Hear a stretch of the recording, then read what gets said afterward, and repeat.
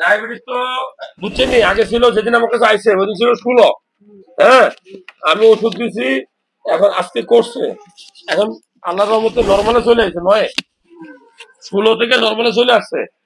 এখন আপনার কাছে কেমন লাগে? আগের সাথে ভালো লাগে নাকি খারাপ লাগে? ভালো লাগে ভাই।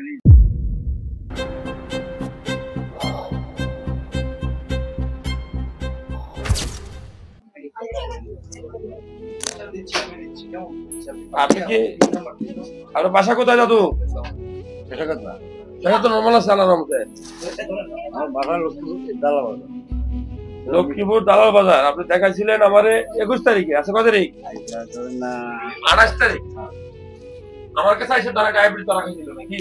আরো খাই ওষুধ খাইতেন না মানে আমার মেয়ে দিয়ে দিচ্ছে। খেয়াল করছি মন মতো খেয়াল করছি আগের বার ওই একটা খাইতে মনে খাওয়া বেশি। কোনটা? খাইতে মনে হয়। টিভি হ্যাঁ, অনসারে নেই তোই না করছি না দাদু। ছেলে না করতে খাইতো না। বাবা, ডায়াবেটিস তো বুঝছেন নি, আগে ছিল যেদিন আমার কাছে আইসে ওইদিন ছিল 16। হ্যাঁ, আমি ওষুধ দিছি, এখন আজকে করছে, এখন আল্লাহর রহমতে নরমালে চলে আসছে, নয় 16 থেকে নরমালে চলে আসছে। এখন আপনার কাছে কেমন লাগে? আগের সাথে ভালো লাগে নাকি খারাপ লাগে? ভালো লাগে ভাই।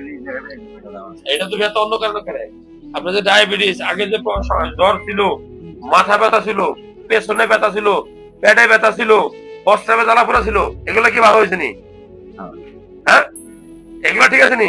আর শুধু সমস্যা দুইটা নাকি? একটা হলো ঘাড়ে ব্যথা, আর একটা হলো বিড়ি খাওয়া। কিন্তু কমলে আমি সরম দেবনি। বিড়ি টিড়ি খাইলে বাবা হার্ট অ্যাটাক করবেন, বুঝছেন নি? বন্ধ করা যাবে না, যাবে নি?